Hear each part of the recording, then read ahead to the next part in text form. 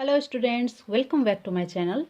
इस वीडियो में हम लोग साइंस क्लास 7 के चैप्टर 2 का वर्कशीट सॉल्व करने वाले हैं। तो चलिए स्टार्ट करते हैं। फर्स्ट क्वेश्चन हमारा है फिल इन द ब्लैंक्स। इसमें खाली जगहों को भरना है।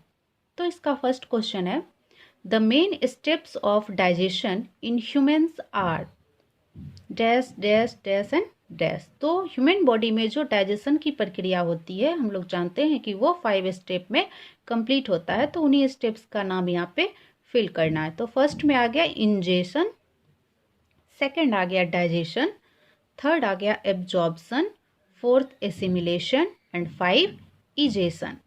ओके, नेक्स्ट है the largest gland in the human body is. Human body में सबसे बड़ा ग्लैंड जो है उसका नाम क्या है? तो उसका नाम लीवर है। ह्यूमन के बॉडी में सबसे बड़ा ग्लैंड है लीवर। नेक्स्ट है the stomach release hydrochloric acid and dash juices which act on food. Stomach से तो हाइड्रोक्लोरिक एसिड रिलीज होता है ये, और क्या रिलीज होता है जो कि फूड को डाइजेस्ट करने में हेल्प करता है? तो डाइजेस्टिव जूसेस। नेक्स्ट है the inner wall of the small intestine has many finger like outgrowths called dash. Small intestine के इनर वॉल में ढेर सारे फिंगर लाइक आउटग्रोथ्स निकले हुए होते हैं, वो क्या कहलाते हैं? तो उनको विली कहा जाता है। नेक्स्ट है amoeba digested its food in the dash. Amoeba अपना भोजन जो डाइजेस्ट करता है वो किस में करता है? तो वो फूड वैक्यूल में अपना भोजन डाइजेस्ट करता है, क्योंकि अमीबा के बॉडी में कोई प्रॉपर ऑर्गन नहीं होता बिकॉज ये यूनिसेल्युलर ऑर्गेनिज्म होता है। नेक्स्ट है ट्रू और फॉल्स।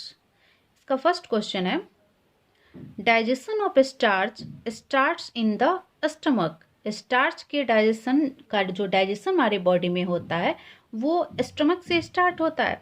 तो नहीं, ये स्टेटमेंट गलत है, तो ये फॉल्स हो गया। नेक्स्ट हमारा आता है the tongue helps in mixing food with सलीवा। पूछ रहा है, इस स्टेटमेंट के हिसाब से ये बोल रहा है कि टंग जो है वो फूड मिक्सिंग में हेल्प करता है, किसके साथ? सलीवा में। तो ये बिल्कुल सही बात है। हमारे बकल कैविटी में सैलिवरी ग्लैंड्स होते हैं जिससे सलीवा सेक्रेट होते रहता है, और हमारा टंग उसको सलीवा को फूड में मिक्स करने में हेल्प करता है। तो ये स्टेटमेंट ट्रू है।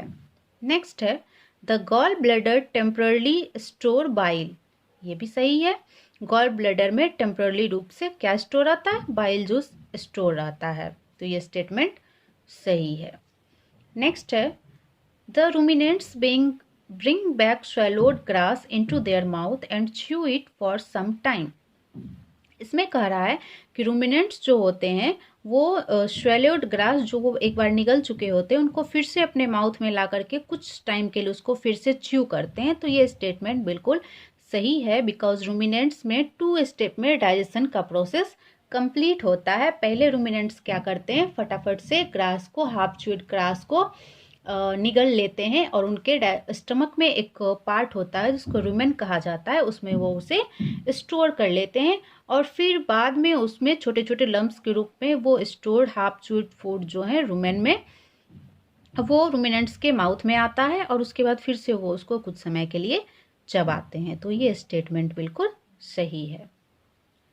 नेक्स्ट थर्ड नंबर में कह रहा है टिक द करेक्ट आंसर। इसमें से 4 ऑप्शन दिए हुए हैं, एक स्टेटमेंट है जिसके लिए 4 ऑप्शन है, उसमें से कौन सा सही है ये हमें बताना है। तो फर्स्ट स्टेटमेंट है fat is completely digested in the. हमारे बॉडी में फैट का डाइजेशन किस पार्ट में कंप्लीट होता है? तो फर्स्ट ऑप्शन है स्टमक, सेकेंड है माउथ, थर्ड है स्मॉल इंटेस्टाइन एंड फोर्थ है लार्ज इंटेस्टाइन। तो इसका सही ऑप्शन होगा स्मॉल इंटेस्टाइन। हमारे बॉडी में फैट का कंप्लीटली डाइजेशन स्मॉल इंटेस्टाइन में होता है। बी नंबर है water from the undigested food is absorbed mainly in the. Undigested food जो हमारे बॉडी में बचता है वो मेनली किसके द्वारा, उसमें जो वाटर प्रेजेंट रहता है अनडाइजेस्टेड फूड में, वो बॉडी के किस पार्ट के द्वारा वो एब्जॉर्ब होता है वाटर? तो वो लार्ज इंटेस्टाइन के द्वारा एब्जॉर्ब होता है, बिकॉज स्मॉल इंटेस्टाइन में फुल्ली डाइजेशन कंप्लीट हो जाता है। और एब्जॉर्प्शन की प्रक्रिया भी स्मॉल इंटेस्टाइन में ही हो जाता है। लार्ज इंटेस्टाइन में अनडाइजेस्टेड फूड आते हैं और उसमें जो वाटर रहता है वो लार्ज इंटेस्टाइन के द्वारा एब्जॉर्ब कर लिया जाता है। नेक्स्ट हमारा है मैच द कॉलम। इसमें फर्स्ट कॉलम में फूड कंपोनेंट्स दिया हुआ है और सेकंड कॉलम में प्रोडक्ट ऑफ डाइजेशन दिया हुआ है, मतलब इस फूड कंपोनेंट के डाइजेस्ट होने के बाद कौन सा प्रोडक्ट हमें हमारे बॉडी में रिलीज होता है। तो फर्स्ट है कार्बोहाइड्रेट। कार्बोहाइड्रेट जब डाइजेस्ट होता है तो वो कन्वर्ट हो जाता है शुगर में। प्रोटीन जब डाइजेस्ट होता है तो वो कन्वर्ट हो जाता है अमीनो एसिड में। एंड फैट्स जब डाइजेस्ट होता है तो वो फैटी एसिड एंड ग्लिसरॉल में कन्वर्ट हो जाता है। नेक्स्ट हमारा क्वेश्चन है what are villi, what is their location and function. Villi क्या है, वो कहाँ पे लोकेटेड होता है हमारे बॉडी में, और उसका फंक्शन क्या है, काम क्या है।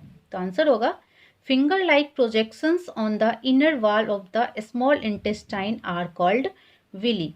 हमारे बॉडी में जो स्मॉल इंटेस्टाइन होता है उसके इनर वॉल में फिंगर लाइक प्रोजेक्शंस होते हैं जिनको कि विली कहा जाता है। तो it's located on the inner wall of the small intestine. ये कहाँ पे लोकेटेड होता है, स्मॉल इंटेस्टाइन के इनर वॉल पे।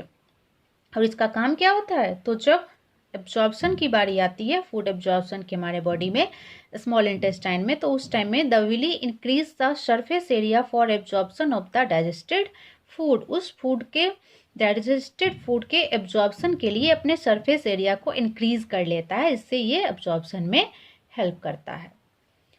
नेक्स्ट क्वेश्चन है where is the bile produced. Bile juice कहाँ प्रोड्यूस होता है, which component of the food does it digest. और हमारे बॉडी में जब डाइजेशन की प्रक्रिया होती है तो वो फूड के किस कंपोनेंट को डाइजेस्ट करने में हेल्प करता है। तो bile produced in the liver. Bile juice कहाँ से प्रोड्यूस होता है, लीवर से प्रोड्यूस होता है। It helps in the digestion of fats. और इस किसके डाइजेशन में हेल्प करता है, तो फैट्स के डाइजेशन में हेल्प करता है। नेक्स्ट क्वेश्चन देखते हैं हम लोग।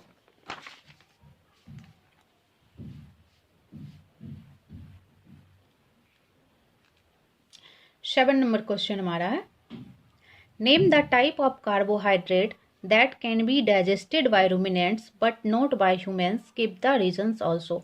बोल रहा है ना कि उस टाइप के कार्बोहाइड्रेट का नाम बताइए। कार्बोहाइड्रेट कौन से ऐसे कार्बोहाइड्रेट हैं जो रूमिनेंट्स के द्वारा डाइजेस्ट होते हैं बट ह्यूमंस के द्वारा नहीं होते, और ऐसा नहीं होता है तो ऐसा क्यों नहीं होता है, रीजन भी आपको बताना है।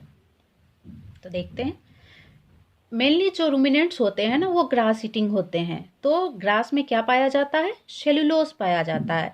तो cellulose is a type of carbohydrate. Cellulose एक टाइप का कार्बोहाइड्रेट है that can be digested by ruminants but not bye humans. तो सेल्यूलोज जो एक प्रकार का कार्बोहाइड्रेट है वो रूमिनेंट्स के द्वारा डाइजेस्ट किया जाता है बट ह्यूमन बीइंग के द्वारा ये डाइजेस्ट नहीं हो पाता है। तो क्यों नहीं हो पाता है, तो ruminants have a large sac-like structure called caecum between the small intestine and large intestine. ruminants के बॉडी में स्टमक में एक लार्ज सैक-लाइक स्ट्रक्चर होता है, इसे कैसम कहा जाता है, जो कि स्मॉल इंटेस्टाइन और लार्ज इंटेस्टाइन के बीच में होता है। तो रूमिनेंट्स जब ग्रास ईट करते हैं, सेल्यूलोज ईट करते हैं, तो cellulose of the grass is digested here by the action of cellulose digesting bacteria. तो रूमिनेंट्स के बॉडी में कुछ विशेष प्रकार के बैक्टीरिया पाया जाता है जो कि सेल्यूलोज डाइजेस्टिंग बैक्टीरिया होता है, जो कि सेल्यूलोज को डाइजेस्ट करने में हेल्प करता है। And this bacteria is not present in humans. और ये बैक्टीरिया ह्यूमंस के बॉडी में नहीं पाया जाता है। Due to this humans cannot digest grass और सेल्यूलोज। इसीलिए ह्यूमन बीइंग ग्रास या सेल्यूलोज को डाइजेस्ट नहीं कर पाते हैं, जबकि रूमिनेंट्स इसको आसानी से डाइजेस्ट कर लेते हैं।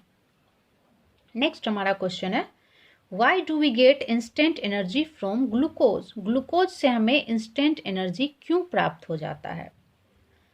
Glucose is a simple sugar.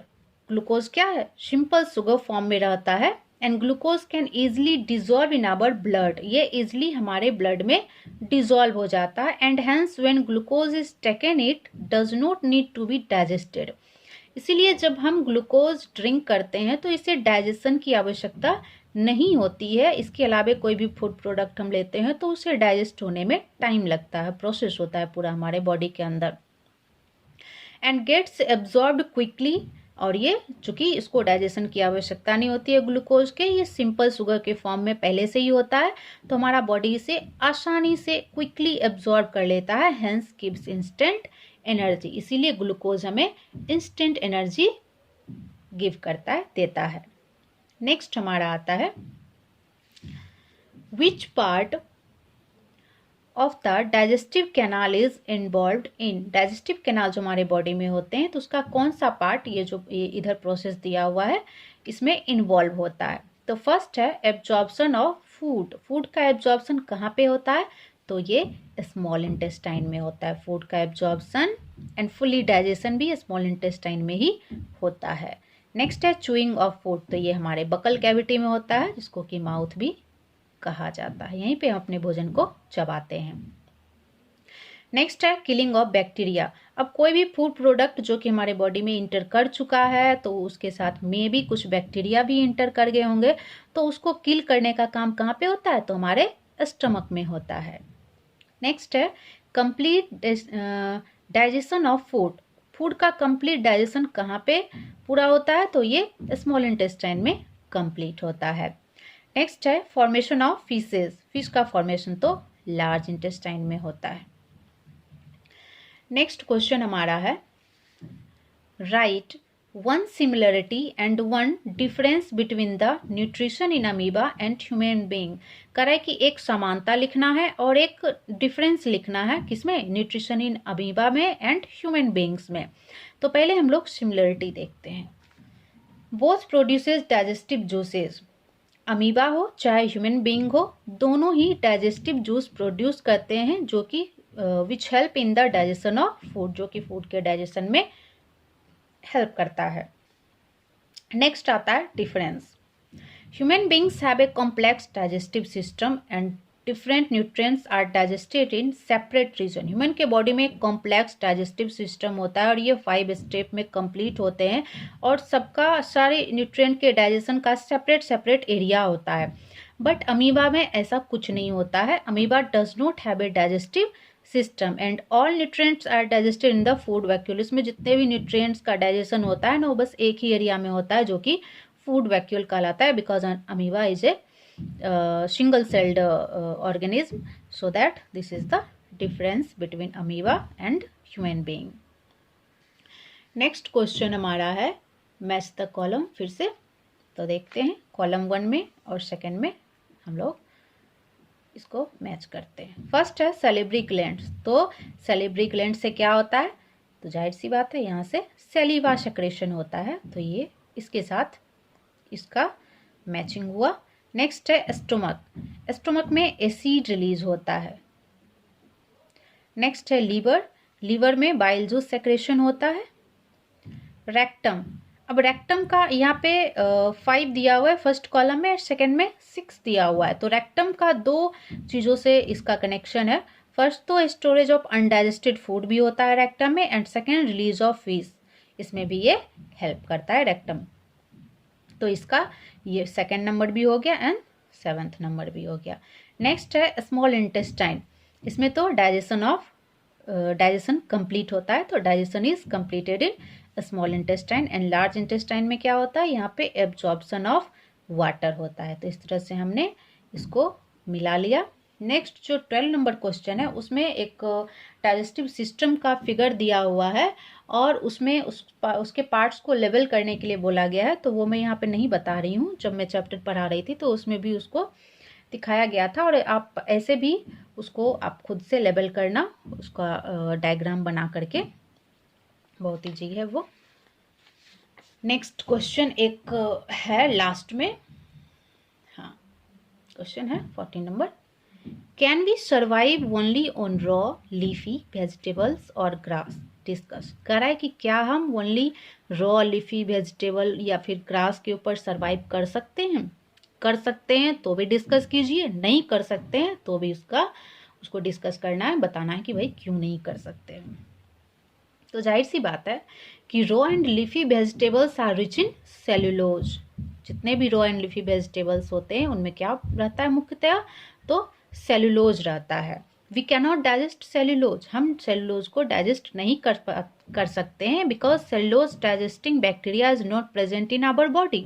Cellulose digesting bacteria जो होता है वो हमारे बॉडी में प्रेजेंट नहीं होता है। ये किसके बॉडी में प्रेजेंट होता है? तो ये रूमिनेंट्स के बॉडी में प्रेजेंट होता है। दैट्स वाई वी बॉयल और कुक रॉ फूड मटेरियल्स। इसीलिए तो हम लोग किसी भी रॉ फूड मटेरियल को बॉयल करके या फिर कुक करके खाते हैं।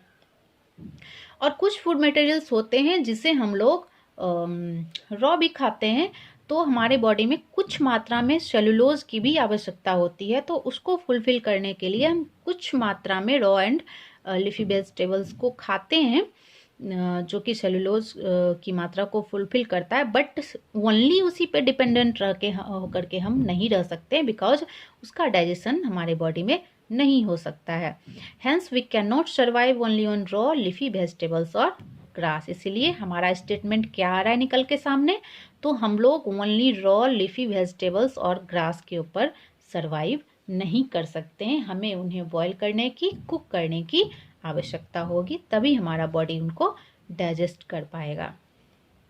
तो इस तरह से सारे क्वेश्चन आंसर कंप्लीट हो गए। आई होप आप लोग अच्छे से समझ गए होंगे। फिर भी अगर किसी पॉइंट में लगता है कि मुझे और अच्छे से समझाना चाहिए, आपको समझ में नहीं आया है, तो आप कमेंट बॉक्स में बोल सकते हो। मैं फिर से उस पॉइंट को आपके लिए फिर से समझाने का प्रयास करूँगी। ओके, तो ठीक है। Thanks for watching.